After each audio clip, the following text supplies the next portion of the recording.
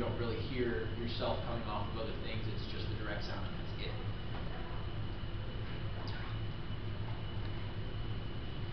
Along with absorption, we have transmission, which is not as much of an issue internally.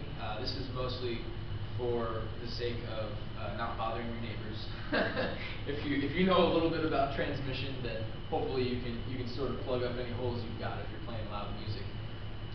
But obviously, like I said before, some of this energy is going to be dissipated within the medium, but then whatever's left, a certain portion of that's going to go onto the other side and basically propagate in the room next to you, which can sometimes be bad.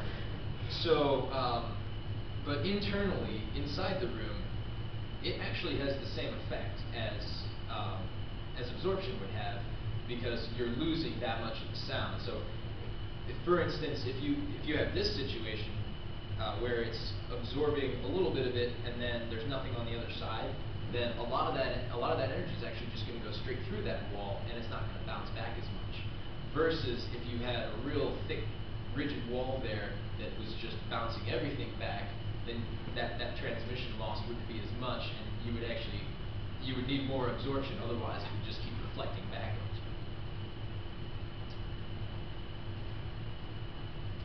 Another interesting note for anyone who's done thermodynamics, this is probably not a huge surprise, but an air gap behind that initial absorber will actually increase the amount of absorption, the amount of apparent absorption that you get, for the same reason that I said before, because some of that energy is going to go through, and then if you've got an air gap between, say, some acoustic panel and your wall, that's going to be, the amount of air that it goes through in there is going to dissipate the energy that much more, because like we said earlier, that distance squared is going to determine how much of the audio you've lost.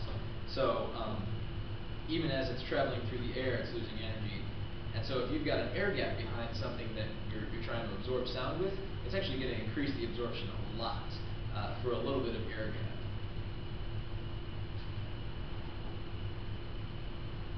And then we have the idea of diffusion, which basically is just scattering of the waves.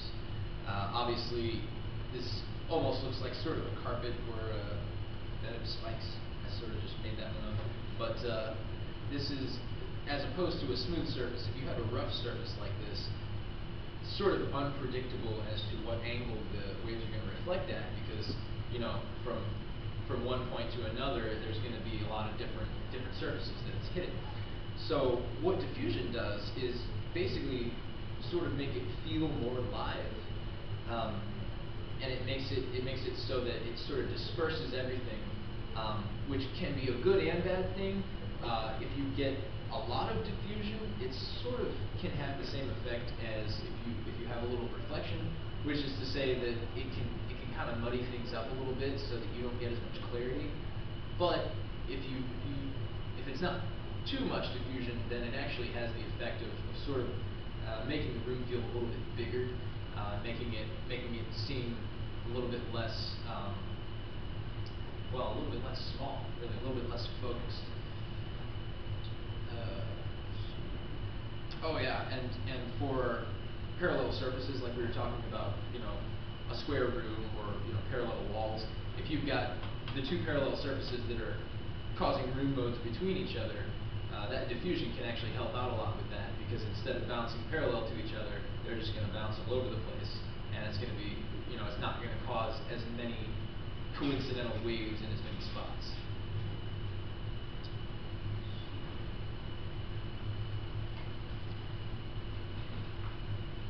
And then we have diffraction, which is a whole other thing in itself, but for our purposes, diffraction really is just talking about the sound going around the edge of something.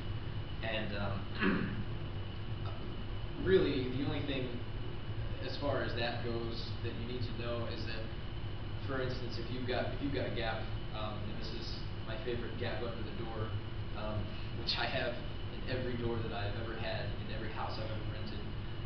So basically, if you've got that air gap under the door, you're going to get a lot of that sound transmitted because it's going to just go straight through the air around the bottom of the door. And if you're familiar with Huygens' principle, basically that says that any point on that wavefront is going to propagate outward as though it itself were a source of sound. And so somebody in the next room, if you've got this air gap down here, that sound's just going to go and just shoot all over that room because you don't have anything stopping it from going through the air there. So it doesn't really help with to insulate one room against the sound from another room if you got a big air gap there. So air gaps can be good, they can be bad in this case. Longer wavelengths, which are lower frequencies, will diffract more efficiently, which means that in a case like this, you will get a lot more bass frequency going through that door than you will the higher end stuff, which is why you get a lot of, most of the time if you get a noise complaint, it's going to be because of the bass frequencies, because those are the most powerful ones, and those are the ones that tend to spread out the most. And like I said, this is mostly pertinent when you're dealing with sound isolation. It's not as much of a deal in a room because normally you wouldn't have a bunch of objects between you and your speakers. Hopefully, normally it's just because you have to have a clear line of vision to whatever it is you're listening to anyway. So normally it's not as much of an issue with that, but it is pretty important with sound isolation. And this is sort of what happens if it's going around an object, and that's an example. If you think about like if you're in a big concert hall and you happen to be the unlucky one who's stuck behind a pillar of some kind, or you can't see the band, you'll still be able to hear it pretty well actually, because the wavelengths that are coming at you, basically they're going to go around that barrier and join back together. So unless you are directly on that thing, if you step a couple feet back from it, you won't even notice a difference in the sound. So you may not be able to see, but at least you can hear. Alright, so like I said, all this stuff's going on at once, which gets really confusing, as you can see from all these arrows. So basically, we've got this main wave front. Some of it's going to be absorbed, some of it's going to be transmitted, some of that's going right under this little guy here. And this whole illustration is just to show the differences among the different mechanisms. So we've got a little bit of diffraction down here because we've got an air gap, but then on this one, nothing's going to diffract because that's sealed up. And then we've got a little bit of transmission loss here. That arrow should be a little bit smaller, but I got lazy. We've got a little bit of diffusion from this rough spot on the wall here. So these guys are going everywhere, and then this is just going to be a direct reflection. So all of this is happening at once every time you make a noise near a wall. Alright, and then I just wanted to go over a couple of quick tips for acoustic treatment. Absorbers, obviously for absorption and for quieting down a room. Generally, if you've got a lot of problems with echoes, a lot of problems with reflections, a lot of problems with intelligibility, if you can't understand what people are saying, not necessarily even just from a sound system, but if I'm talking to somebody across the room, this can be a problem just from two people having a conversation as well. So, in general, thicker materials get a lower frequency response.